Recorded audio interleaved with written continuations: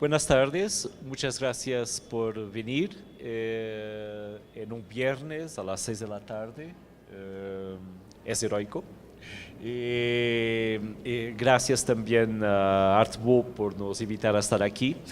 Nuestra invitación ocurrió cuando María Paz un día nos ha encontrado a charlar en São Paulo y ha pensado que podría ser una buena idea que viniéramos aquí en sintonía con aquello que ela pensaba que nosotros estábamos haciendo, en esa charla informal en São Paulo, en una comida donde estábamos juntos. La verdad es que Pedro es un coleccionista y yo soy un curador que trabaja en estos últimos 20 años en museos, mismo si me considero un curador independiente temporalmente en instituciones, y de eso podemos hablar también después. Y Pedro y yo nos hemos cruzado, siendo él coleccionista y yo curador, no en las ferias, pero por amigos en común que tenemos. Principalmente ¿no? Sí, un amigo, un otro coleccionista y un querido amigo nuestro que nos ha presentado. Y después yo he empezado a descubrir que Pedro era un loco. Y que era un loco que escapaba al estereotipo de los coleccionistas que muchas veces encontramos en este mundo del arte que tiene cada vez más coleccionistas. Y era un loco porque tenía una singularidad en su manera de acercar las cosas y acompañaba aquello que yo hacía en el museo y aquello que los museos hacen, pero con una gran distancia también y no buscando en nosotros la referencia para lo que fuera también en su colección, porque tu colección es un programa personal. Y es un programa que depende de tus rumos, de tus obsesiones. Exatamente. Y es en esas obsesiones que nos encontramos, y de eso hablaremos. Hay algunas que son comunes. Y una de las cosas es que Pedro, por ejemplo, en su colección, que tiene muchos de los nombres históricos del arte brasileño, pero tiene muchos de los nombres históricos que tampoco son conocidos ni en Brasil, ni fuera de Brasil. Sí. Y entonces es un coleccionista también de papeles, de revistas, de discos, de cosas que no estaban tan valorizadas así, que creo que en Brasil no están aún muy valorizadas, mismo si hoy están un poco escasas, pero... Hay galerías empezando a trabajar con eso. Valorizadas están cobrando muy caro. ¿Cierto, Antonio? Sí. Antonio ha anticipado muchas de las situaciones del mercado de nuestros días. Y entonces, la verdad es que también cuando, por ejemplo, en el primer museo en que yo he trabajado, el Museo de Serralves, hemos empezado a comprar libros y papelitos, y eso no existía mucho en los museos tampoco. Hace 20 años. No. Primeiro que há 20 anos atrás não sei o que se passava. Eu sou um tipo que começou a ser mais seriamente colecionismo 12 anos atrás, em 2006, 2005. Então eu não sei, pero me quedei mais cercano de los papeles, de material de arquivo, quando empecé en un grupo de arte latinoamericana en MoMA. Y allá me dediqué haciendo algunas donaciones para MoMA, y porque tenía interés en pesquisar este tipo de material. Y después, sabiendo del interés de Reina Sofía, también, ¿no? Alguna cosita aquí, allí, y estamos tentando hacer alguna cosa juntos, ¿no? Sí. Desde entonces. Pero lo que ha sido curioso también es la manera como he encontrado a Pedro. Lo he encontrado en un momento en que el Reina Sofía estaba creando algo que los museos tienen hoy, una estructura para recaudar fondos para poder adquirir obras para la colección. Y Pedro me ha explicado muy rápidamente que no estaba interesado en hacer parte de ninguna estructura trabajando con el museo. Ya tenía experiencia de algunas en otros museos, pero al mismo tiempo me sorprendía porque me parecía, cuando yo lo visitaba en casa o lo encontraba en una feria, y me decía, ¿conoces la obra de este artista? Si te interesa, yo te ofrezco una obra. O tienes esta revista, o tienes este disco o así. Si te gusta eso, si puede hacer parte de tus objetivos. Y entonces tenemos el sueño un día de hacer una colección de discos de artista para el museo, pero jamás nos hemos encontrado de una manera muy oficial. Absolutamente formal, no. Y no es la idea, ¿no? Entonces Pedro es un fundador hors catálogo, fuera de catálogo, fuera de la estructura. Por veces dice unas cosas muy provocatorias. Yo no soy de esos que quieren saber lo que ustedes quieren hacer para hacer mi colección. Porque hay cosas así que ocurren. Amigo secreto. Sí. Y eso genera complicidades, que es una cosa muy interesante que podría ser interpretada de una muy mala manera, porque las complicidades negativas, pero las complicidades negativas tienen que ver con eso que en la economía real, y no la economía virtual del arte, se llama como una confusión de intereses. Absolutamente. Pero la verdad, es el mercado, el famoso sí. mercado. Porque sabemos que con la información que se obtiene en la relación entre museos y coleccionistas, eso no se pasa tanto en la vida de las empresas y en la vida de... Bueno, se pasará, pero de maneras más camufladas, ¿no? No, yo pienso que el museo es más camuflado. Porque no hay contratos, no hay nadie.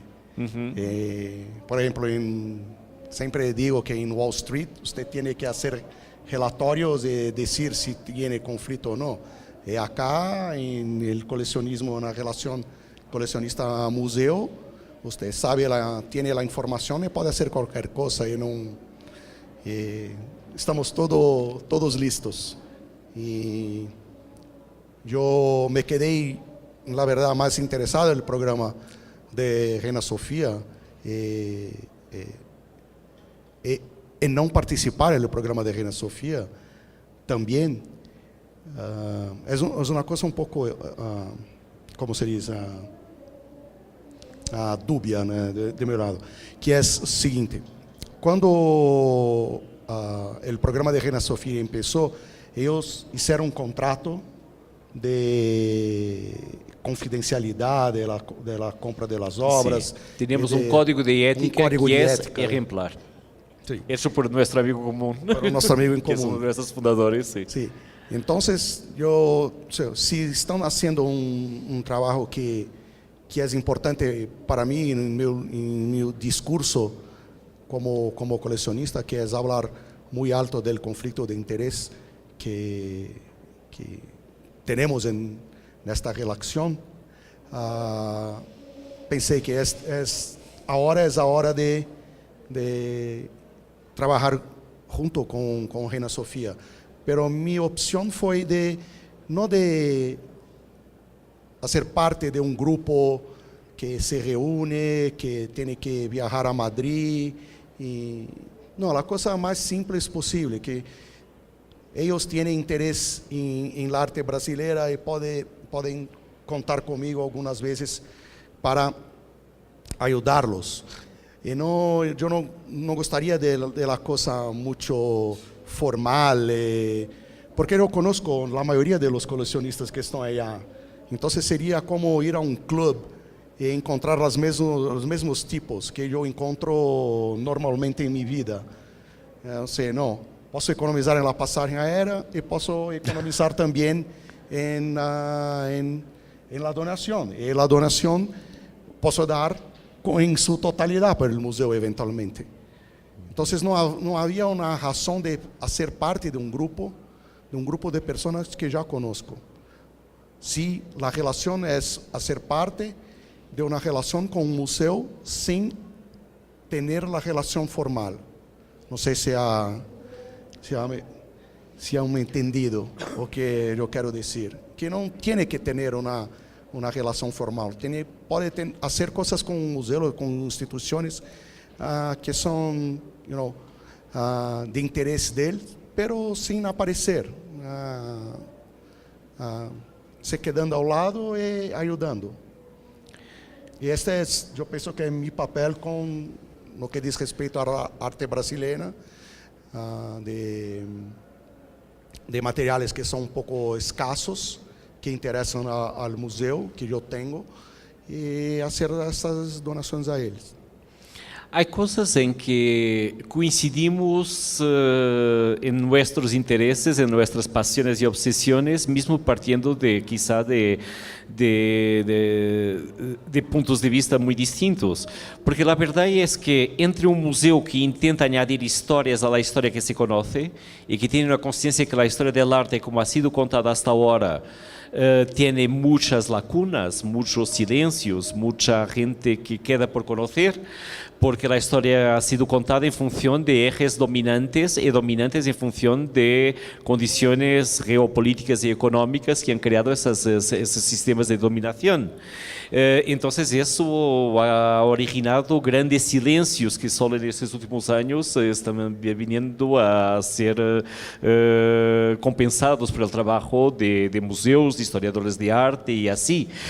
Por ejemplo, todo el conocimiento de la revisión crítica de la modernidad europea o euroamericana que se produce en Latinoamérica, todo el arte latinoamericano de los años 60-70, a donde Brasil tiene un papel muy importante cuando después, por ejemplo, de la guerra, empieza de inmediato a hacer esa revisión crítica de la modernidad de la Bauhaus y de todo eso, a integrar el espectador en la obra de arte, a crear nuevos sistemas de interactuación en que el espectador pasa a ser cómplice y participante, en que la abstracción se abra al espacio, por ejemplo, y muchas otras cosas más.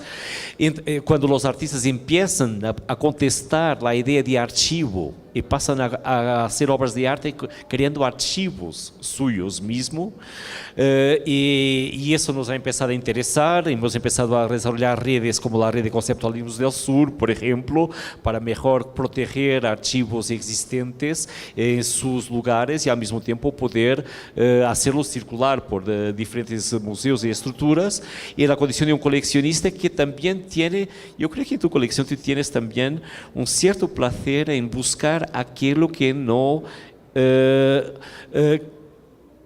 es el estereotipo de las colecciones, porque muchas veces las colecciones privadas hoy se repiten y es como los niños que tienen las figuritas de los jugadores de fútbol, ya tienes este, ya tienes aquel, como es el tuyo, como es el mío y todo eso, pero los nombres se repiten mucho, y creo que tú tienes un cierto placer en salir de ese juego y encontrar los nombres que nadie conoce, y en eso nos encontramos, ¿no? Sí.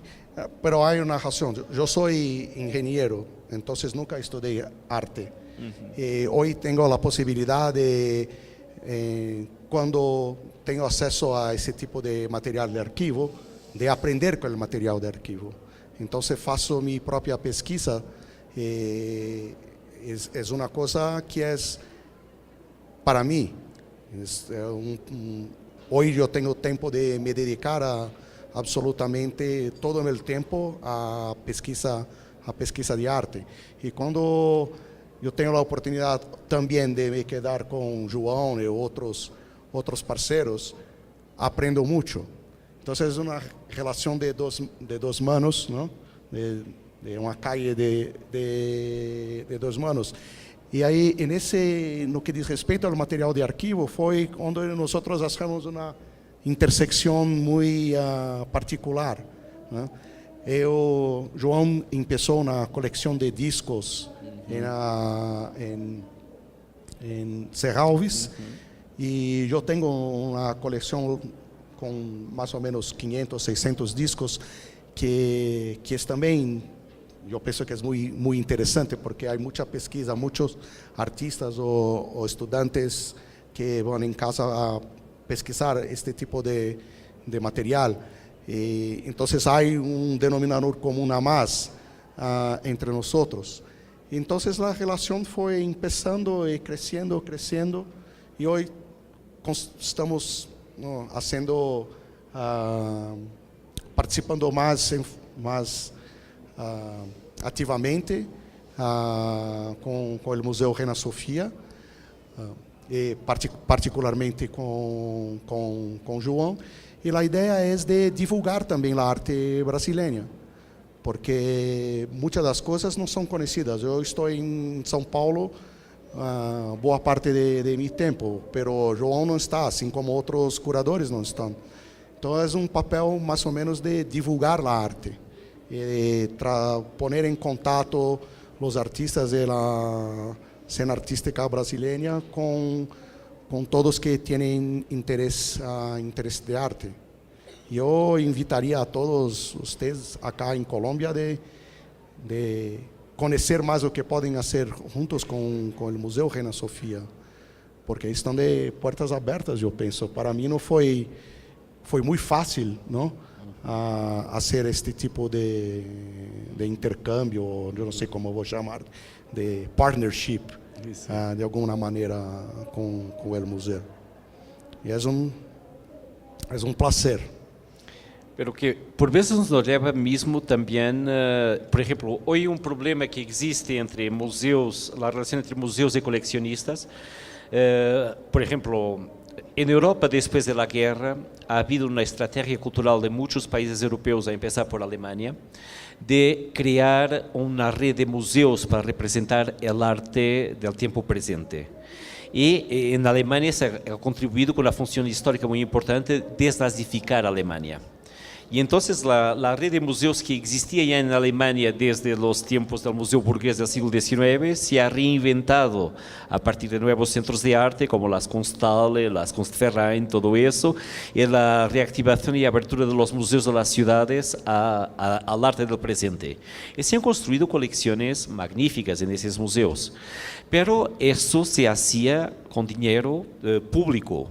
E em Europa há uma tradição de uso de presupuestos públicos para comprar arte, ou havia, porque isso se ha reduzido enormemente. E então, muitas vezes, os políticos em Europa, responsáveis por la cultura, dizem que se tem que importar o modelo americano, onde a financiação dos museus é quase exclusivamente privada. Solo que la cuestión que la situación ha cambiado mucho desde los tiempos en que Alfred Barr explicaba el arte a los Rockefeller y compraba Picassos financiado por los Rockefeller, porque eso hay muchas veces los coleccionistas que vienen a las ferias de arte y que explican a los curadores de los museos lo que ellos deben comprar. Sí, sí. Eso ocurre con muchos colegas nuestros en muchos museos. E mesmo em museu onde isso não se passa com nossos amigos que nos ajudam com a coleção, no Museu Reina Sofia, por exemplo, há coisas que podemos questionar. Por exemplo, uma grande parte de nossos fundadores são latino-americanos. E então nos ajudam a comprar arte de seus países ou arte latino-americano. Quer dizer que, por exemplo, em Espanha não há dedução fiscal e nem há uma cultura de la donación, y muchos de nuestros fundadores llegan a Madrid, que es una ciudad, una metrópolis de la latinidad de la lengua española, y vienen también después de experiencias de contacto con el MoMA, por ejemplo. Y entonces hay ese modelo también del MoMA que de una cierta manera, hoy habéis tenido aquí Jay Levinson antes de nosotros, que de cierta manera se replica de una cierta manera también en Madrid, pero de una manera muy distinta, pero para ellos es un poquito el mismo. Llegan a Madrid, tienen sus negocios ahí, tienen sus relaciones sociales y apoyan el museo. Y no tenemos españoles, no tenemos europeos tanto así. Y eso hace que nuestras adquisiciones son casi exclusivamente latinoamericanas. Isso condiciona mesmo assim uma coleção. Sim, pero o que passa, por exemplo, em Brasil, que também não há presupuesto para arte. Então, temos que fazer as coisas com a plata privada. Portanto, eu quero dizer que nosso modelo em Brasil, que nós não temos um modelo, ok?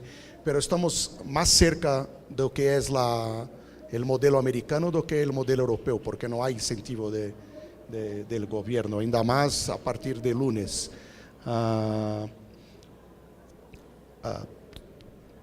Portanto, es una cosa normal para nosotros, ¿no? Diría más normal para nosotros ayudar instituciones directamente. Pero una cosa que es muy interesante es que brasileños empezaron a ayudar los museos americanos antes de ayudar los museos brasileños. Esto que era una cosa que no hacía sentido, pero alguna cosa como 5 o 6 años atrás, la situación está un poco más equilibrada. Yo mismo participé de la fundación de un grupo de patronos en la Pinacoteca del Estado, donde hay un grupo de personas que hacen la donación de la plata sin ningún incentivo fiscal del Estado para adquisiciones de obra. Y esta cosa está hoy con este proyecto, tiene 100 personas, si no estoy errado. Entonces es un modelo que tiene vida hoy y que está y que se quedó y que va a continuar. Por tanto, no me extraña que en Reina Sofía tiene algunos coleccionistas brasileños. La única cosa que me extraña es que yo no sé si los otros coleccionistas americanos, latinoamericanos, están haciendo la misma cosa en sus países. Y eso tiene que cambiar, tiene que fortalecer las instituciones locales, así como fortalece las instituciones extranjeras.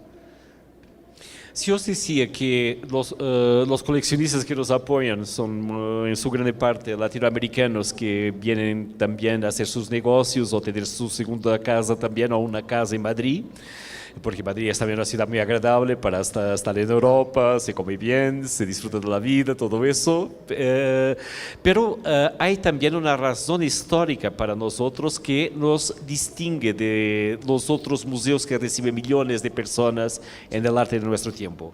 Es que, por ejemplo, nuestros colegas de la Tate, del MoMA o de Pompidou, de una cierta manera asumen la financiación de sus colecciones a partir de la construcción de una red económica que utiliza la globalización. Quiere decir, vamos a comprar arte chino y vamos a conocer millonarios en China que nos compren arte chino. Vamos a comprar arte de India y vamos a conocer millonarios en India que nos financien la adquisición de arte en India. Y nosotros, yo soy portugués, pero trabajo en un museo que está en España y que parte de una historia también del país, que es un museo que no intenta ser representativo de todo el mundo ni de la globalización. Es una historia que es contada, por ejemplo, nuestra colección empieza con el año de nacimiento de Picasso. Picasso tiene una obra como Guernica, que es nuestra obra más conocida en la colección. Eso nos permite, por ejemplo, desarrollar una colección a partir de la idea de conflicto, donde la historia no es neutral. Y eso nos interesa muchísimo también, explotar esa idea de conflicto y de confrontación que ha habido sea en la historia del arte, sea en la historia del mundo, crear un punto de vista sobre la historia también. Y por eso vamos a la historia de España y queremos, de la misma manera que queremos terminar con una historia franquista que ha exiliado los artistas de su país, y por eso somos también una consecuencia de la democracia en España. La llegada de Guernica es un ejemplo de eso, y ese es fundador también, de cierta manera, del proyecto de la Reina Sofía. También contamos una historia que descoloniza España a partir de la relación con la América hispánica. Por eso también sí nos condiciona esa exclusividad mucho de la presencia de sudamericanos, por otro lado también corresponde a una misión que asumimos a partir de un punto de vista de la historia del país a donde estamos. Y por eso no estamos trabajando tanto lo que está pasando en Asia o lo que está pasando, y es curioso, y por veces es lógico, los ingleses lo hacen porque tienen una historia colonial ahí también. Y los americanos lo hacen porque tienen una historia colonial en todo el mundo hoy. Sí. Pero la cuestión es que hay una cuestión de identidad y de singularidad que creo que los museos deben tener también. Lo que yo puedo decir es que, por ejemplo, yo estuve en algunas instituciones. Yo puedo decir que particularmente en una, el curador no hablaba ni español ni en portugués. un curador de arte latinoamericana. Yo no consigo comprender cómo puede ser un curador de arte latinoamericana si no habla, no lee, no escribe portugués o español. Entonces, cuando yo tuve la relación en MoMA, empecé con Luis Pérez Oramas, era una otra cosa. Era una persona que tenía comprometimiento con la causa, hablaba las dos lenguas fluentemente, es una persona académicamente brillante. Y en Reina Sofía se pasa la misma cosa, las personas allá hablan español y portugués. Saben lo que se pasa acá, entonces, como se dice de la colonización, tienen una relación de 500 años con esta región acá. Entonces, para mí hace más sentido dedicar a estas dos instituciones que tienen personas que se dedican exclusivamente a esta región, do que me dedicar con instituciones que no quieren, tampoco no tienen personas que hablan las lenguas, porque eso es es una cosa hasta cierto punto que me faz muy mal, porque yo pienso que es una nueva colonización, siendo colonizado estéticamente y poéticamente por una persona que no tiene ninguna relación con lo que está siendo hecho en esta región, porque no conoce nadie de nadie. No hay una historia que conecte los dos puntos, del pasado y del presente. Entonces, si tengo que decir para otras instituciones europeas, sería muy importante tener esta persona que es capaz de hacer esta conexión y no se quedar con la cosa colonialista de venir un inglés o un francés o un alemán para, ¿cómo se dice?, curar o más ainda, administrar una colección de arte latinoamericana. Más importante que agora, administrar una colección de arte latinoamericana. No veo problema en tener, por ejemplo, mi amigo Chris Groothuizen, que está acá, que es el curador de KV, que es holandés. Tuve un proyecto con Beatriz González, está haciendo pesquisa en Brasil. No veo problema con eso, pero en administrar una colección que tiene un cuerpo substantivo de trabajos de América Latina, tiene que tener algún tipo de conexión. Esta, pelo menos, es mi posición. Y voy a me comprometer con instituciones que tengan ese tipo de compromiso. Para nosotros es importante no solo investigar lo que pueden ser las raíces de una historia del presente, como también encontrar en el presente algo que se relaciona con raíces de cosas que encontramos en muchas partes. Eso, por ejemplo, que en este último año hemos trabajado con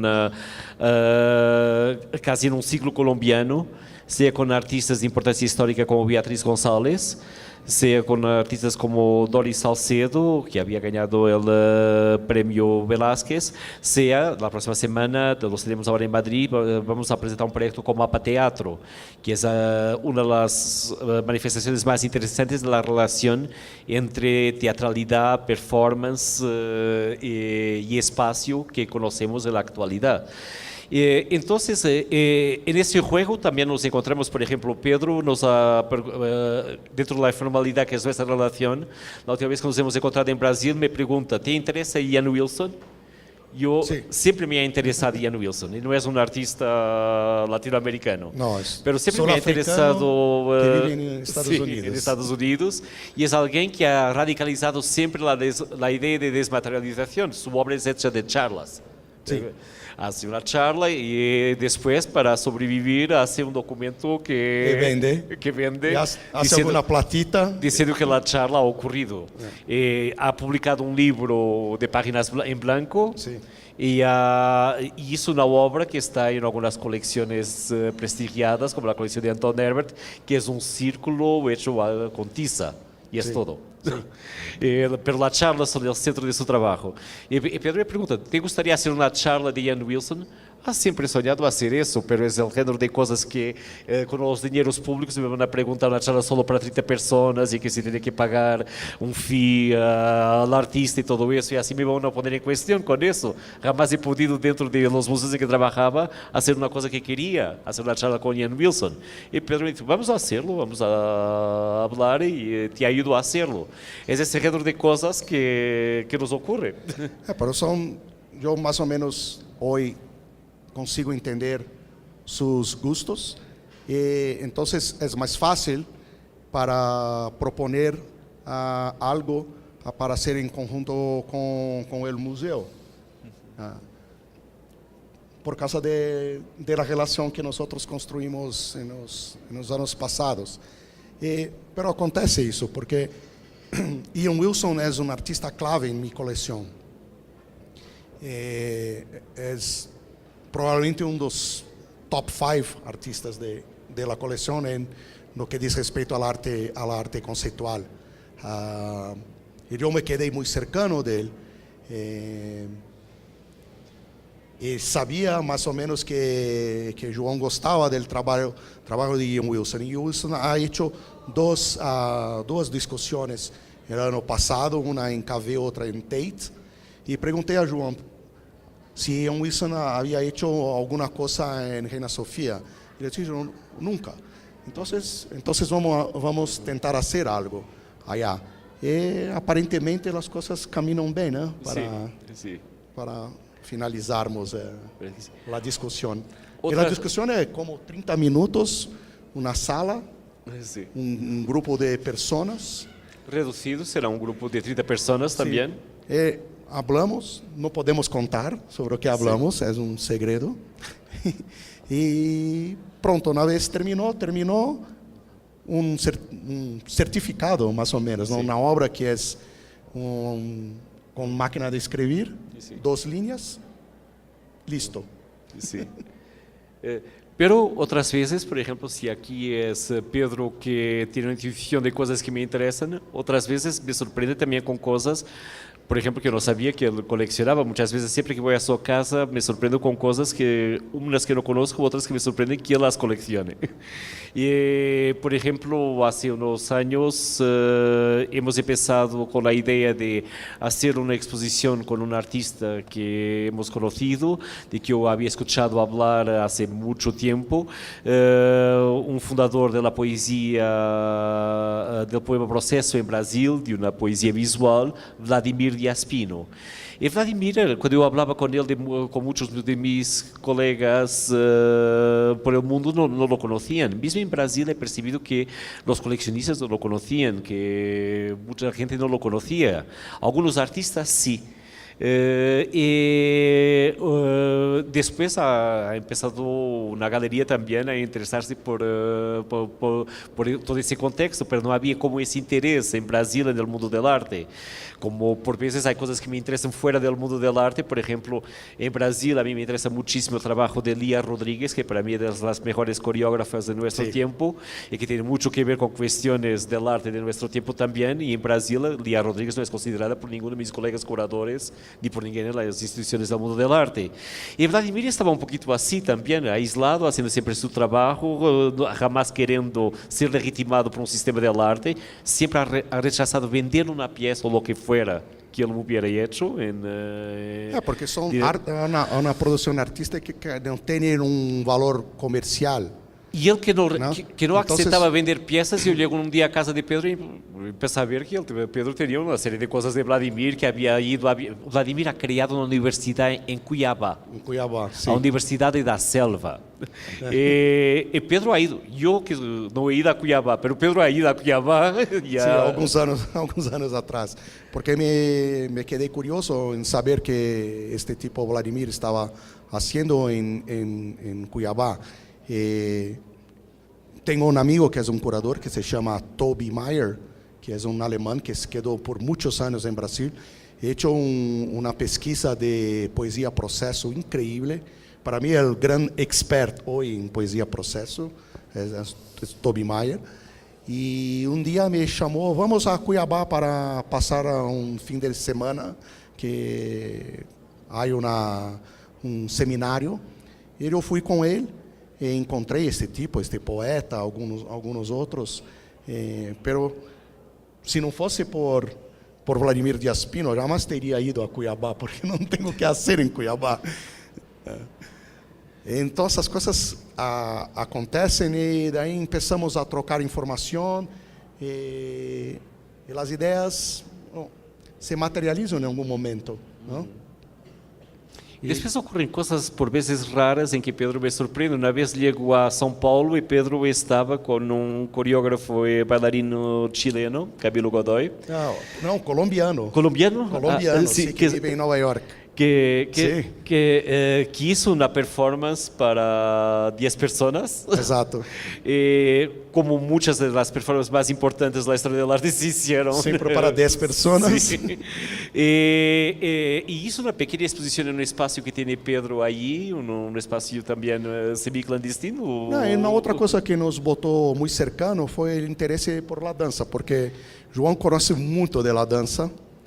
Então, fico sempre perguntando para aprender sobre a dança com ele. Ele hace workshops com bailarinas e coreógrafas que são referências para mim. Hizo um workshop com Hannah Halperin. Hannah Halperin, sim. Se vê que a nova dança não exige um corpo como Rodolfo Nureyev, pero a verdade é que são coisas que não espero de um colecionista, que se vai aí a... Esta foi muito exótica, sim. Era São Francisco a ser um seminário com Hannah Halperin. Eu descobri que sou um grande bailarino, que posso dançar como jamais poderia dançar, ou bailar, não? Então essas pequenas coisas que são não materiais, não, da arte, que é a escrita, literatura, dança, nos colocou muito cercano e temos esse interesse em comum. Sabemos que poucas pessoas têm este tipo de interesse, porque é impossível negociar uma dança. Por exemplo, você pode se quedar allá, mira a dança, e a dança terminou, hasta a próxima, não? Então, o mercado, a força do mercado não quer saber deste tipo de coisa. E eu penso que uma das coisas mais fascinantes é trabalhar em conjunto com todas essas mídias que não têm suporte nenhum. Então, por exemplo, hoje me dedico muito a tentar promover alguma coisa de dança contemporânea, hasta de uma dança abstrata, que não dança nada, como é a coisa de Hannah Halperin, porque só de andar em el sítio que é a dança já é uma dança. Não precisa dançar nada, só andar é uma dança. Só fazer um ruído é uma dança. Então, é uma coisa muito curiosa. Portanto, não há valor mercadológico para esse tipo de material. Então, todo está esquecido. Eu estou muito contente de participar de um grupo em MoMA que ha hecho uma increíble exposición ahorita, que es de Judson Dance Theater, ¿no? Que ya debería ter acontecido há muitos anos, mas que finalmente hicieron la exposición.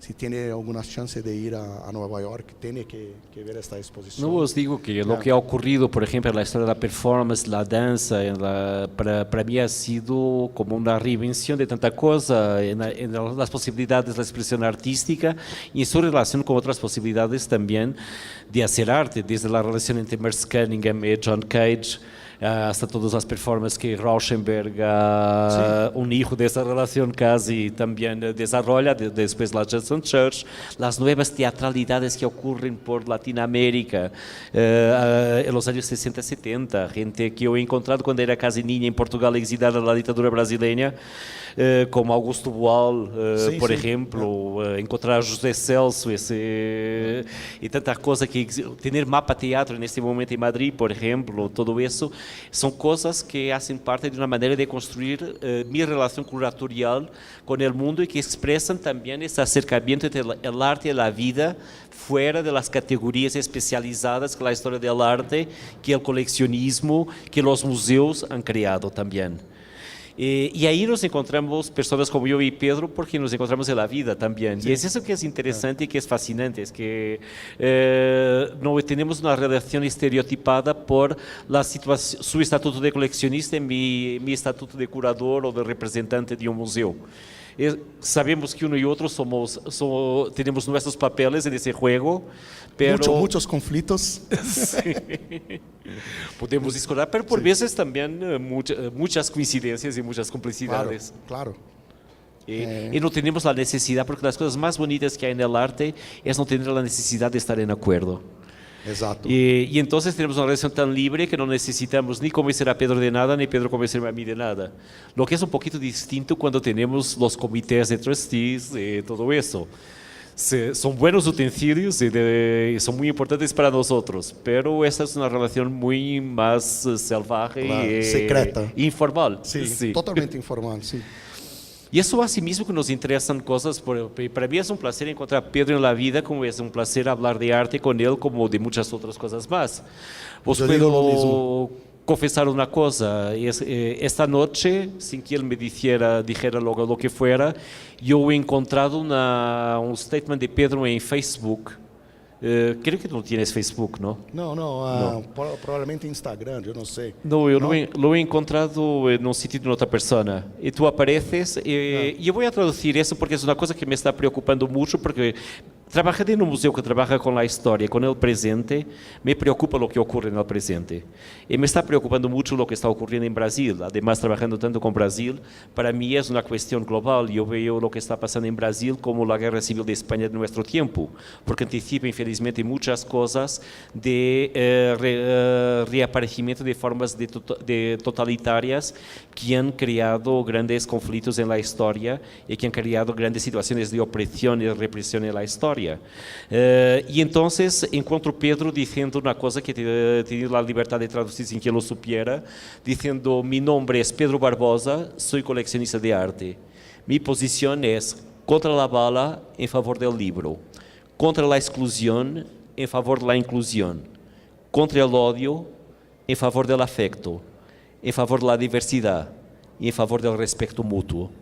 Decir estas palabras en Brasil hoy es increíblemente político. Deberían ser palabras que congregaran una unanimidad, pero hay en este momento el riesgo de un país ser dominado por una persona que está en los antípodas de estas palabras y que promueve el odio en relación a todo lo que está en contra de estas palabras. Por eso también nos encontramos en la vida mismo, en el mundo virtual. Mismo si Pedro tiene una teoría muy interesante sobre las consecuencias de una posible ditadura en Brasil, ¿no? No, yo soy muy positivo con la posible ditadura en el contexto del arte, porque la creatividad del arte durante el periodo de dictadura es increíble. Entonces probablemente vamos a tener una arte marginal, una arte extremadamente creativa, extremadamente crítica, probablemente muy fértil. Entonces, bienvenido Bolsonaro, porque nosotros vamos a estar creando muchos problemas para usted. Pero la otra cosa que me pasa en mi cabeza con las instituciones internacionales es que si nosotros no tuviéramos canales de comunicación en Brasil, podemos usar los canales de comunicación afuera de Brasil para hacer estas manifestaciones políticas.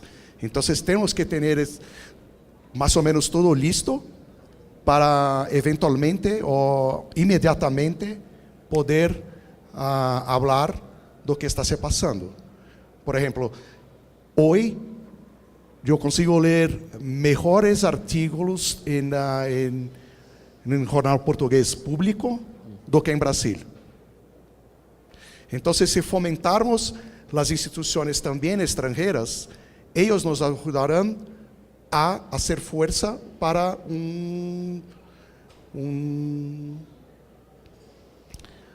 para hacer oposición a un posible gobierno que venga a bueno, sacar nuestros derechos de expresión o artísticos o de periódicos, o que sea.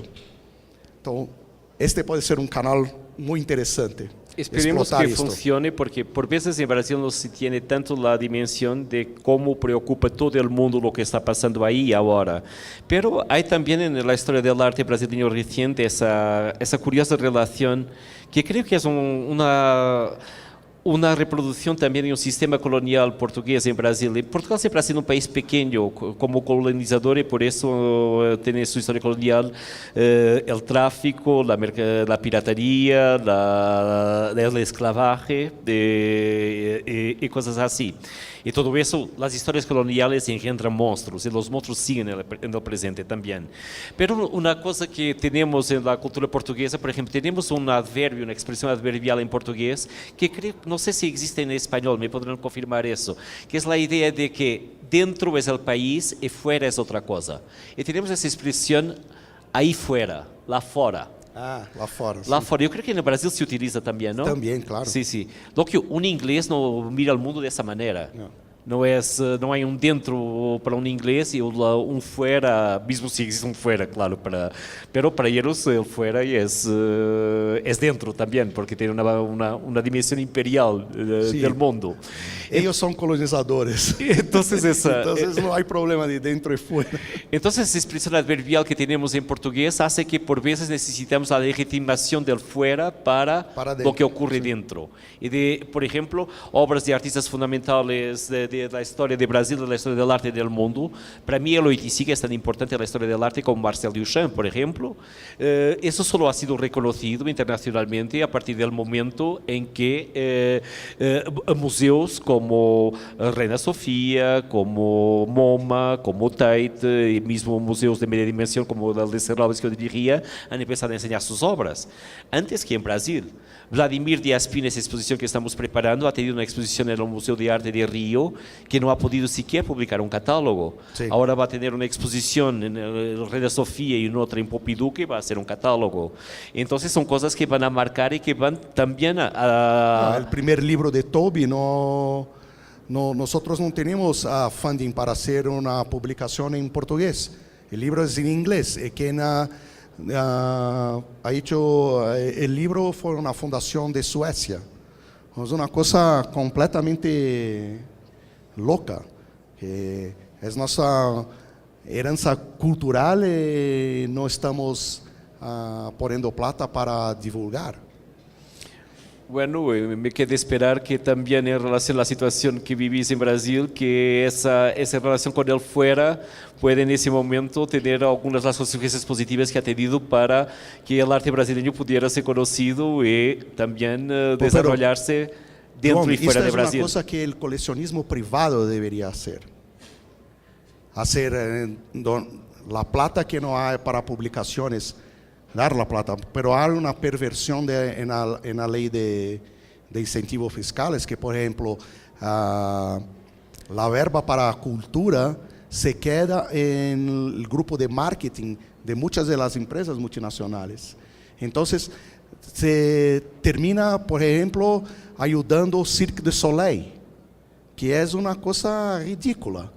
Entonces, no es que nosotros no tenemos plata para hacer inversiones en arte, pero que las inversiones en arte son hechos como un instrumento de marketing de empresas.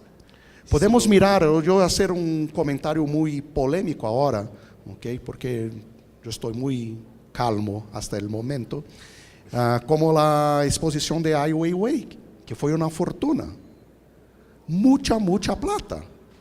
¿Y cuántos artistas, cuántas exposiciones de artistas extranjeros podríamos hacer con el mismo montante de Ai Weiwei? Podríamos hacer una exposición increíble de James Lee Byers, como la exposición que yo vi de Kulturgest en Lisboa. Podemos hacer centenas de exposiciones con la misma plata que nosotros estamos haciendo la exposición de Ai Weiwei. Pero eso he sido contactado por algunas instituciones brasileñas, no museos en este caso, pero por ejemplo como el Centro Cultural Banco do Brasil y así, que tienen mucha plata para hacer cosas y tienen la posibilidad de recaudar mucha plata también. Sí. Y yo quería trabajar con nosotros y con nuestras colecciones de la Reina Sofía. Yo he explicado la diversidad de las colecciones y tanta cosa que hay para conocer en Brasil, de cosas que han pasado en España, en Europa, todo eso. Claro. Y así, pero no ellos solo querían Picasso, Miró y Dalí. Quieren hacer exposiciones blockbuster. Exposiciones que pueden costar muy, muy caro y que con el precio de una se podrían hacer 10. Sí. Pero para eso es más fácil encontrar 1 millón para una exposición de esas que encontrar 1 millón para hacer 10 exposiciones que construyen una programación y una 100 formación. Mil para hacer 10 exposiciones. Sí. Entonces hay una perversión que nosotros tenemos que cambiar. De una cierta manera eso te ocurre en tu colección también y también en la nuestra, porque mismo si no nos interesa perseguir los blockbusters del arte o el mainstream más mainstream que todos ya tienen, y nos interesa añadir historias a la historia del arte de nuestra parte, y a ti te interesará una cierta originalidad y singularidad en tu actitud, la verdad es que también es más económico trabajar así, y los recursos no son enormes en nuestro caso, que trabajar de otra manera en ese circo de los grandes números, de las cifras de las casas de subasta. Pero ¿cuántas exposiciones usted ha hecho que viajan de España para Brasil o de Portugal para Brasil en los últimos 15 años? Cero. No, de España para Brasil hemos tenido, hicimos Dalí y Picasso. Dalí y Picasso, que fue la misma cosa en España y en Brasil. No son exposiciones export. Ah, entonces.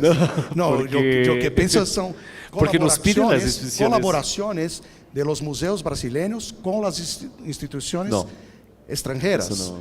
Entonces, un catálogo hecho por varias instituciones. Usted ha hecho de la exposición de Mirachendo, ¿no? Que fue Tate, Pinacoteca y Reina Serralves, Sofía. ese museo que eu he dirigido. Entonces, pero no es una cosa que acontece todos los días, porque no hay interés solo de las exposiciones blockbuster. No, antes ocurrió una cosa, por ejemplo, yo hice la primera exposición de Ligia Pape retrospectiva en Serralves, y en ese momento, por ejemplo, Manolo, con quien trabajó en el Museo Reina Sofía, estaba dirigiendo el Museo de Barcelona, y no conocía también así la obra de Ligia Pape. 10 años después, y a partir de la exposición que yo había hecho, de la divulgación creciente de Ligia Pape, él hizo una exposición maravillosa, mejor que la mía, puedo decirlo, que yo había hecho 10 años antes. Pero la posibilidad de hacer aquilo que no se conoce es fundamental para un museo. João, en 2008, yo compré un trabajo de Ligia Pape en una subasta en Christie's. El único bid. Yo compré un trabajo de Grupo Frente en 1954. Único bid. Entonces, hasta 10 años atrás, los coleccionistas no hacían idea de quién era Ligia Pape. El mercado no estaba, no sabía, el mercado que es un ente probablemente muy bien informado, no sabía quién era Ligia Pape. Son estas cosas que son muy curiosas. La cosa viene de fuera para adentro. Sí, sí. Porque no hay pesquisa allá. Solo las Ai Weiwei o Kandinsky o que sea, solo las exposiciones blockbuster. Y es por eso que es también importante que, por ejemplo, nosotros estamos aquí mucho por lo que significa existir una feria de arte en Colombia también, por ejemplo, en mi caso, la atención que me interesa el contexto artístico colombiano, su historia, sus protagonistas en un pasado reciente y en su actualidad, y claro, también por esa persona extraordinaria que nos convence a alterar todas nuestras agendas y calendarios, que es María Paz. Sí. Pero la verdad es que todos nosotros sabemos lo que es una feria. Nosotros estamos aquí legitimando una feria de arte también. Sí. Porque esta conversación no es tan importante así. No se va, no va a hacer historia. Pero lo estamos aquí pasando muy bien porque lo pasamos muy bien siempre juntos y espero que ustedes lo estén disfrutando también. Pero la verdad es que las ferias de arte nos invitan a nosotros curadores o a coleccionistas. Bueno, los coleccionistas, la esperanza que compre. Los museos hay menos esperanza porque tienen menos dinero, pero cuando están juntos coleccionistas y museos, eso puede encender alguna expectación también. Y eso, claro que Feria de Arte es negocio, es mercado. Y tenemos que estar conscientes de eso. Nada en contra, es una realidad. No es la mejor manera de ver obras de arte, pero es una manera de cruzar información. Por ejemplo, hace unos años, amigos míos, directores de museos y así, estaban muy escandalizados con la dominación que el mercado tiene en el mundo del arte. Y es verdad, hay una dominación efectiva hoy del mercado en el mundo del arte. Pero el arte no es solo el mercado del arte, es aquello que los artistas hacen. Hay mucha cosa que se hace que no está en las ferias también.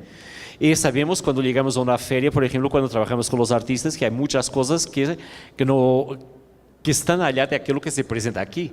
También se nos interesa un artista, también. Y después tenemos siempre esa frase famosa de Jean Baldessari, que decía que jamás había comprendido a aquellas personas que pensaban que podía hacer una colección únicamente en una feria de arte, que eran como esos hombres locos que pensaban encontrar el amor en un bar de strip club.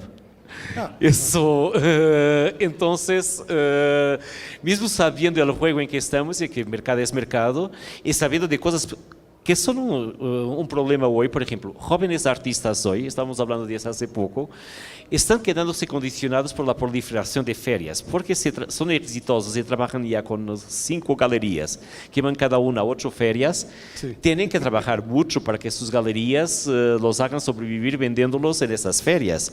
Y trabajar para una feria no es trabajar para una exposición, no es desarrollar una obra, es cumplir una función que es requerida por el mercado, de una cierta manera, y a la pared del booth para llenar, y la pared del booth tiene sus limitaciones y todo eso, y aquello que los galeristas pueden vender en las ferias también, mismo si ellos pueden aprovechar las ferias para vender cosas fuera de las ferias, es también muy condicionado por el espacio de las ferias. Y Pedro me decía que... Una historia de nuestro amigo en común, que una vez, ¿puede usted imaginar una galería llamando a, vamos a decir, Vito Aconte o Bruce Nauman? Por favor, necesito 5 obras para Basel, 3 para Frieze y 4 para Hong Kong, ¿ok? Estoy acá, por favor, me retorne con estas obras. Imposible. Pero hoy, llamaré a un artista, ok, yo necesito 5 pinturas para la feria, yo no sé qué feria. Y lo van a hacer. Es una locura. La mercantilización de la producción artística hoy perdió el control. Pero no tiene que ser así. Siempre ha sido así en diferentes escalas. Hoy la escala es más global y acompaña también una economía cada vez más global. Pero no tiene que ser así. Gracias, Antonio, por enseñarlo que no tiene que ser así también. Exacto, Antonio, gracias. Y bueno, nosotros podríamos quedarnos aquí por mucho más tiempo y nos quedaremos aún hoy a charlar por mucho más tiempo. Pero no sé si el horario de la feria permite que ustedes nos quieran confrontar con vuestras cuestiones o sí, así. con preguntas, sí. Sí. ¿Qué tal? Primero voy a mostrar unas cositas que yo traje para João. Okay. Es que esos coleccionistas que hacen performance después hacen eso. Ese es un disco. Eso no estaba combinado. Sí. De samba de Noel Rosa, wow. Un importante wow. músico brasileño. Es un disco de los años 50. Tiene toda la ilustración de Di Cavalcanti. Só hay un problema. El disco es 78 rotaciones por minuto. Tiene que ter No hay um problemas, toca-disco Pedro, porque que toca 78 rotações por minuto. yo soy de los grandes defensores que un museo de arte contemporáneo tiene que ser un museo de tecnología obsoleta. Entonces sí, tenemos ok. que coleccionar muchos equipos de proyección, de sonido. Bueno, pero hay esas cosas que son curiosas porque yo creo que jamás sería posible, eso es una relación muy particular, porque jamás hemos hablado de Noel Rosa. No, Yo nunca. adoro a Noel Rosa, porque me interesó mucho por la música brasileña, y bueno, la historia de la música popular brasileña, el samba es una cosa que me emociona como un país con que Elliot Siga decía, de la diversidad vivimos, como cada vez más Brasil infelizmente lo comprueba, pero que esa diversidad pueda generar tanta alegría, que la tristeza pueda generar tanta alegría, es una cosa que me emociona en la música popular brasileña, por ejemplo. Y que la canción pueda ser algo que va a influenciar la música popular, influenciar la música erudita, y esa relación que ustedes tienen en Brasil de relación entre cultura popular y erudita es una cosa increíble, con Pichinguinha, Cartola, Sí. Noel Rosa también. Y lo que es curioso, yo ignoraba que había discos de Noel Rosa Nunca con hablamos ilustraciones de de eso. Cavalcanti. Jamás Sí. hemos hablado de eso. No, nunca. Y eso es curioso porque podemos estar trabajando en nuestros objetivos de coleccionistas, de coleccionista y de curador de museo, trabajando con samba, lo que es fantástico. El otro regalo está acá, pero es muy elegante, muy chic. Este es un regalo anunciado, sí, ya lo habíamos conspirado. Sí. Pero está con plástico Mylar, pH neutro. Sí. Y es una obra que ha sido importante históricamente en Brasil también. Sí. Esta obra João encontró con un dealer de arte y yo ha dicho que yo compraría para el museo. Pero esta ya sabía. Y se llama Brasil Meia Meia. Brasil 66. Meia Meia es 66. 66. Y 66 es un año también muy particular en Brasil. Ajá. Porque era uno de los años en que la dictadura estaba bien presente y esa es una de esas cosas que Pedro refería irónicamente, que las dictaduras por veces pueden generar formas de arte Increíble, ¿no? muy interesantes. Pero esperemos que la creatividad de los artistas de Brasil se pueda expresar independientemente de tener que vivir en circunstancias tan difíciles. No, nosotros vamos a recibir muy bien el general Bolsonaro, pero va a tener mucho problema con nosotros, vamos a dar mucho trabajo a él. Entonces son más o menos eso. Bueno, y como ves, después es una pesadilla para mí que llegué al museo con los regalos de Pedro y me decía, ¿y ahora cómo se hace el contrato? ¿Cuál es el valor? ¿Y qué documentos? Y eso no la es burocracia del museo es una cosa increíble. y eso locura. y eso no es legal. ¿Cómo has entrado con eso? Es una locura. Bueno, pero... Preguntas, ¿no? Sí, preguntas.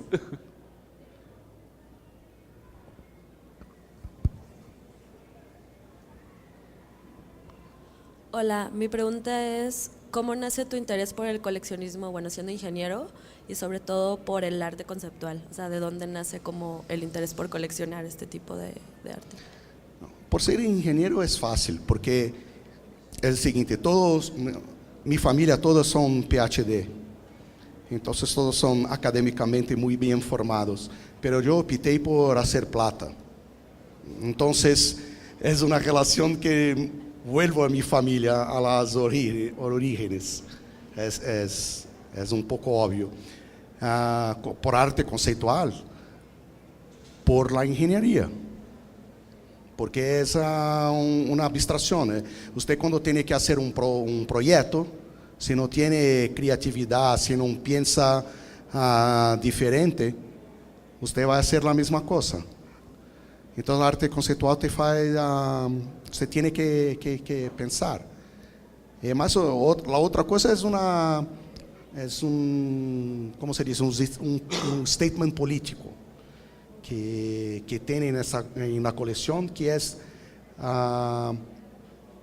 falar de la non arte, de la absência, de la ausência de arte, por exemplo, em en un círculo de Ian Wilson que se va. Okay, si el tiempo leva el círculo, porque es un, ¿cómo se dice? Un giz. Tiza. Guisa. Tiza. Tiza. Tiza. Un tiza o un grafite que el tiempo Se apaga. Okay. Entonces es un tentar botar en contexto el mercado de arte con la temporalidad de la obra de arte. E outra coisa que na arte conceitual o conceito de múltiplos é muito importante. Então é uma arte que você pode ter e eu também, ok? E não se queda com aquela coisa de eu tenho, você não tem, que mostra uma cabeça de patrimonialista, ok? Que não é uma cabeça que eu gostaria de pertencer a este grupo. Y esa es una cosa también, por ejemplo, que nuestro trabajo con archivos y con la manera como los artistas conceptuales han creado sus ideas de archivo, nos permite descolonizar el museo también, porque nuestra idea no es de verdad recoger y comprar los tesoros del arte de todos los países y tenerlos en el Fort Knox, en la Catedral de Madrid, que sería el Reina Sofía. No es esa la idea, no queremos ser el MoMA, no es nuestra gramática y esa nuestra idea. Y entonces nos interesan mucho archivos que podamos ayudar a proteger en sus países también, y que pueden tener unas copias en nuestra colección. Pero que no sean cosas que sean robadas a la historia de sus países. Y el archivo nos permite también ese alrededor de cosas, porque es muchas veces hecho de múltiples. Sí. El otro día os puedo decir, con un artista de Brasil, alguien me decía que se habían encontrado 2 películas y me estaban proponiendo tener los originales de esas películas en el museo. Yo he explicado que quizá es mejor que los originales se queden en Brasil, porque una película es copiable. Y vamos a tener una copia entonces de esas películas, nos interesa muchísimo. Pero es una pena que la obra de ese artista, que las películas salieran de Brasil para quedarse allí. Es muy importante que los museos son instituciones coloniales en su historia.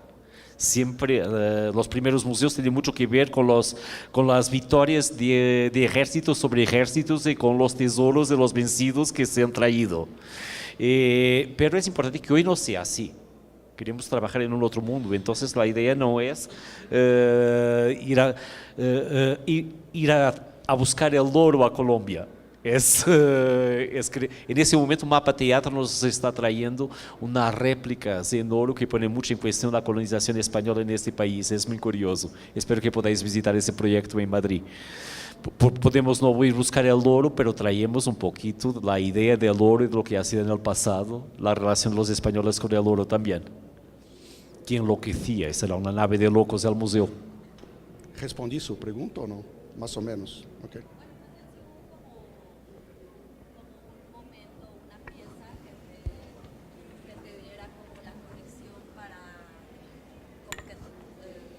Empezar a coleccionar como esto, como un evento, un momento. No, hay muchas que son importantes. Yo voy a decir 3 trabajos. Uno son los que se llama Pedestrian Steps, de un artista holandés de Suriname, Stanley Brown, que es un papel que jugaba en la calle, las personas pisaban y recogía el papel y se quedaba con él.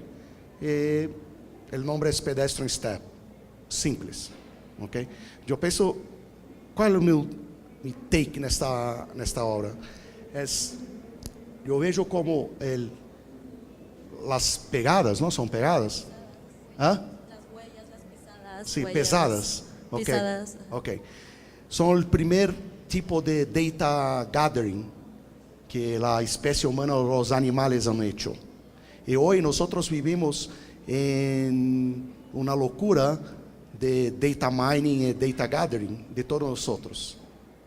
Entonces, el trabajo que fue hecho en 63, para mí es una cosa que analógica del data mining de hoy, que yo pongo en comparación, por ejemplo, con el trabajo de Rito Styro, con 50 años de gap. ¿Comprenden? Entonces, son cosas que el pasado puede conversar, ¿no?, con el presente. Por ejemplo, un otro trabajo de una artista brasileña que es su urina demarca un cuadrado. Puede tener muchas interpretaciones, como el dentro y el fuera del cuerpo femenino, el nacimiento de una crianza, el concepto de que no tiene nada que ver con el cuerpo femenino, como de frontera, de exclusión e inclusión. O que se pasa com esse trabalho? Porque é urina, é efêmero, se vai, evapora, e o resto se queda acá, em concreto, e se evapora também. Então, é trabalho que tem muito para fazer, para pensar, para sua criatividade, as suas interpretações que interessam. E também é trabalho que contesta a materialidade e o comércio de obra de arte.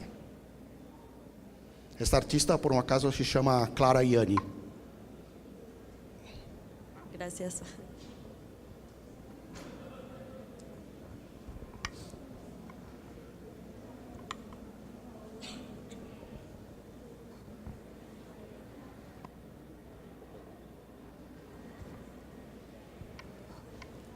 Joao, tocaste el tema de los archivos, que es un tema que nos interesa mucho en Colombia, y mencionaste que a través del museo, si mal no entendí, están ayudando a archivos para que permanezcan en su ciudad de origen o país de origen. ¿Nos cuentas un poquito más si hay un caso puntual que ya exista? Hemos creado una red, o hemos ayudado a la creación colectiva, y la red existe independientemente del museo, y es independiente del museo, que se llama Red de Conceptualismos del Sur, que es una red que tiene su autonomía y por veces tiene sus opiniones, decisiones completamente independientes del museo. Y por veces no reconocemos en ellas, otras veces no, somos uno entre más. Pero es una red de investigadores, de historiadores, de curadores también, y de directores de museos. Hay diferentes museos implicados también.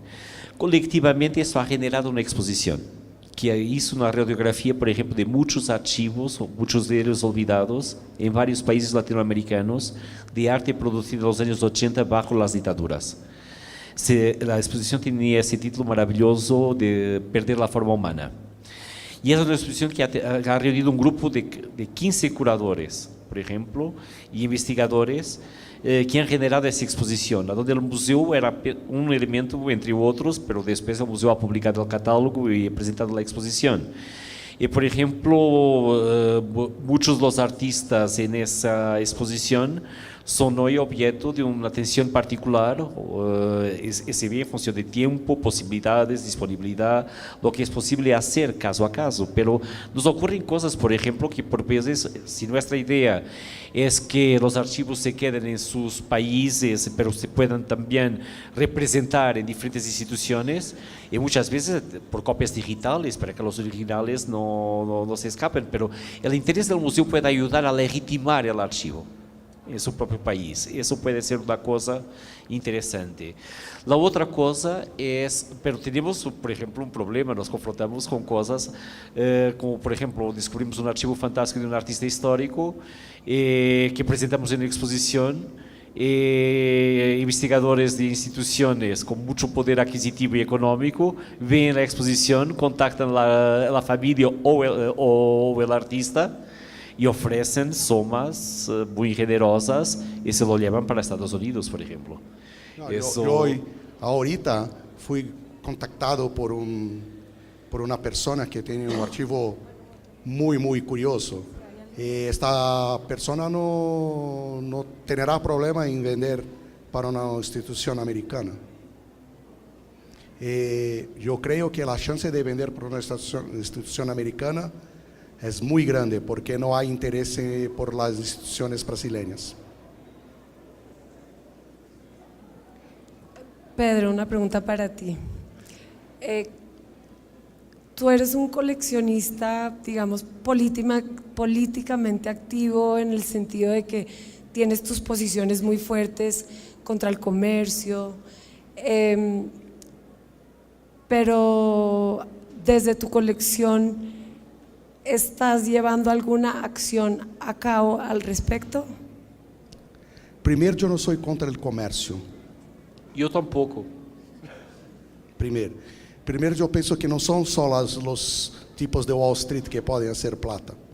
Todos podem fazer plata. Ok? Partindo deste princípio, a coisa que me intriga um pouco é que toda a produção ha hecho com que todas as coisas se quedassem mais caro, ok? E quando toda esta produção artística se queda mais caro, vai se quedar o top 1% que não sabe o que está comprando, porque não tem pensamento crítico. E as instituições estão absolutamente excluídas da compra desses materiais, porque não têm plata. Mais ainda as instituições europeias, que não têm plata totalmente. Então, se o preço vai arriba, acabou. Está tudo na mão dos colecionistas privados. E mais ainda, todavía que, por exemplo, nós, colecionistas privados, temos um poder de decisão que é instantâneo.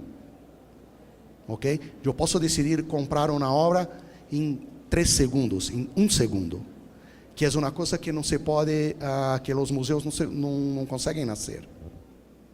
Ok? Então, este sistema está um pouco perverso porque está excluindo as instituições que tornam esses trabalhos públicos para concentrar em manos de pessoas que podem quedar com esses trabalhos eventualmente jamás serão vistos por el público. Então, o mercado eu sou a favor de todo hacer en plata, pero tenemos que tener mucho cuidado porque la voracidad de los coleccionistas, y yo me incluyo en este grupo, es imposible de se competir con la velocidad que los museos tienen hoy. Y después hay cosas en el papel de los museos, ¿sabes? Por ejemplo, hay un hecho que es real. Hay casos en que la propiedad privada destruye la obra de arte. Te puedo citar 2 casos que me han ocurrido. Uno de ellos con la exposición de Carl Andre, por ejemplo, en que hoy los coleccionistas privados no dejan caminar sobre las obras de Carl Andre, las obras que han sido hechas y son un capítulo de la historia del arte para que se camine sobre ellas, por ejemplo. Sí.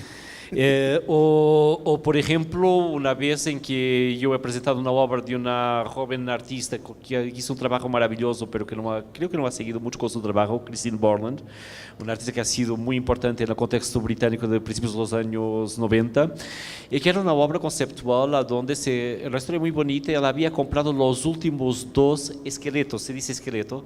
Sí, esqueletos humanos que se vendían para finalidad médica, para estudio anatómico en Inglaterra, porque hoy ya no se utilizan esqueletos humanos, se utilizan copias de esqueletos humanos. Y él hizo una reconstitución policial, con detectives de policía, con médicos y así, de a quién correspondían esos esqueletos. Y correspondían a 2 mujeres hindús de India. Y eso era toda una relación colonial que podía estar por ahí, y que habían sido asesinadas. La reconstrucción médica ha permitido percibir eso. Y él hizo un proyecto que tenía 2 tipos de elementos. Tenía documentación, tenía proyección de imágenes de todo este proceso, y tenía después 2 bustos muy bonitos que podrían ser bustos egipcios del Museo del Louvre también. Y esa obra estaba con unos coleccionistas privados texanos. Cuando yo he pedido la obra, solo han llegado las cabezas. Y he pedido el esqueleto, el resto de las he pedido las otras cosas, después ha llegado el esqueleto, y después las diapositivas y los papeles se habían perdido. Quiere decir, la propiedad privada puede muchas veces, y la obra de la clase de los coleccionistas estaba siendo presentada apenas como dos cabezas, Sí. nada más. Y todo se fue. Quiere decir, por veces un museo tiene la misión de proteger la obra. La obra en una colección privada puede estar sometida a otros riesgos. No quiere decir que sea siempre así, claro, pero hay otros riesgos. En Brasil nosotros gostamos de botar fuego en los museos. Entonces, pero te doy un ejemplo muy curioso que se pasó conmigo año pasado. Hay un artista que no sé si conoces que se llama Martin Sims, que es un artista americano, que yo vi la primera vez en la Trienal de New Museum. Ok. Esperé un poco para ver más cosas de ella.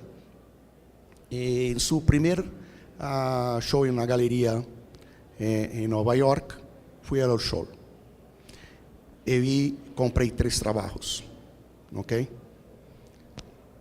2 meses después, la galerista me llama y me dice, yo tengo 4 museos americanos. Y yo estoy hablando de 4 museos top americanos que quieren esta obra.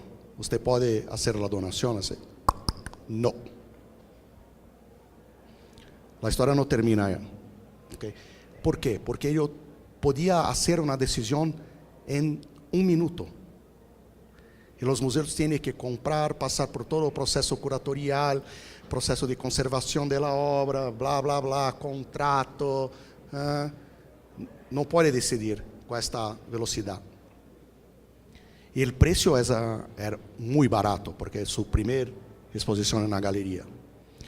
Ok, en su segunda exposición, yo vi un otro trabajo. Hablé con la dealer y pregunté, yo quiero ese trabajo. No, está reservado para una institución que tendrá un comité de compra para resolver en una semana. Sí, pero yo pago hoy. Usted no sabe si en una semana... entonces yo sabía, porque él me dijo que institución que era, y yo tengo un amigo muy cercano que trabaja en esta institución, yo llamé a él, sí, mira, si usted no compra, yo compro. Y pasó que, por una coincidencia, yo tuve que visitar este museo de mi amigo que tenía hecho la reserva.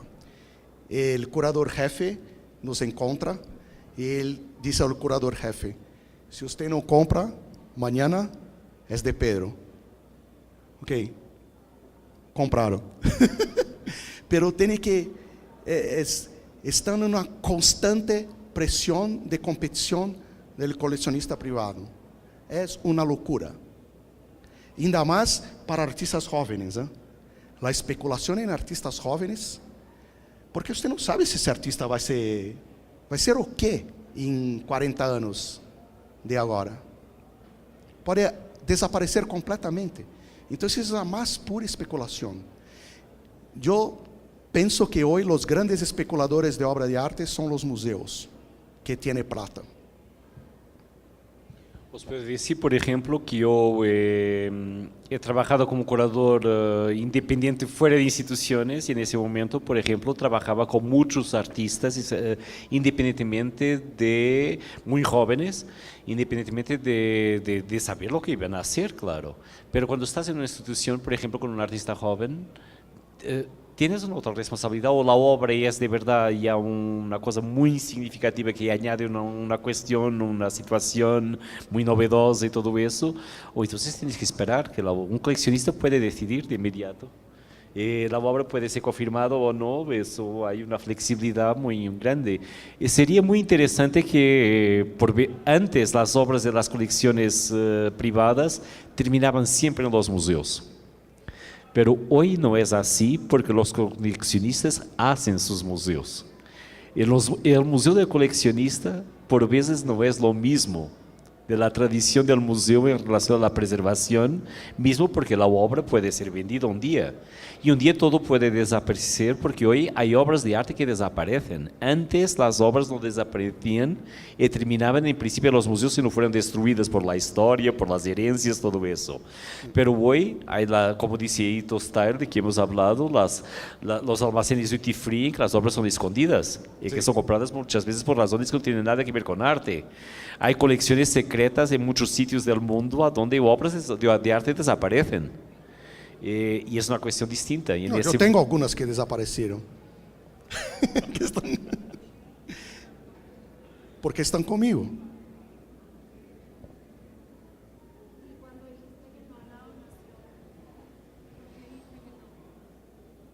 ¿Por qué diste qué? Porque no haces la donación, porque era una institución americana Sí.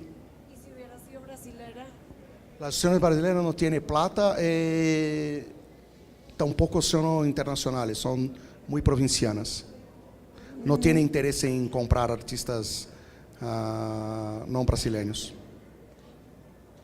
No, digo, si la donación hubiera sido petición de una institución de tu país, si hubieras donado.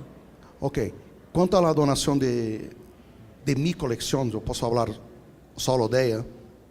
Mi idea es hacer donación de todo, ok? Porque fue la plata que yo he hecho. Mis hijos tienen una buena escuela, tienen todas las condiciones y buena suerte, ok? Pero yo no gustaría de tener una institución, porque yo pienso que es la perpetuación de la muerte, y que no tenemos que continuar, porque es una discusión filosófica, y tampoco tener salas en museos, esta cosa.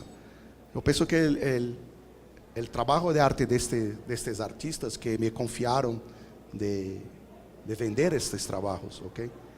Tiene que se tornar público en algún momento da vida desses trabajos. Então, é uma questão política, filosófica, que eu acredito que eu sou muito fiel a elas. O sea que el destino de tu colección es una institución. No mía. No, vas a donarla Yo no- a una institución. Em algum momento de... Bueno, entonces ahí contestas la pregunta primera que te hice. ¿Cómo, o sea, esa es tu respuesta de activación al sistema del cual eres parcialmente crítico? O bueno, ni tan parcial. Não, mira, todas as colocações contra o mercado e contra o sistema são provocações. Te conozco. São provocações porque as pessoas não falam muito abertamente de estas coisas. Então, eu gosto de fazer as provocações para, quem sabe, as pessoas começarem a pensar em criticamente o que se pasa en este circuito. Sabes que la verdad es que, por ejemplo, yo tengo trabajo en una lógica muy distinta de la lógica de muchas colecciones privadas, claro.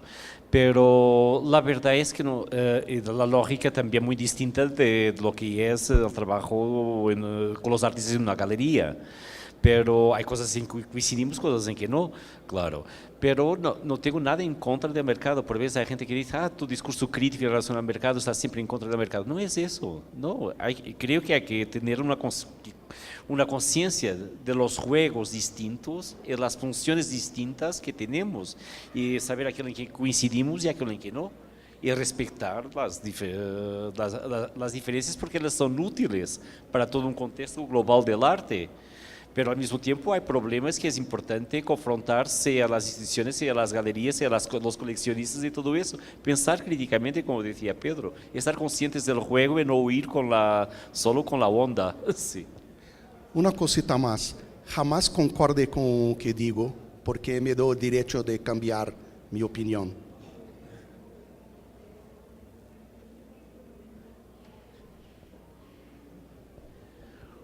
Bueno, Pedro, te esperan.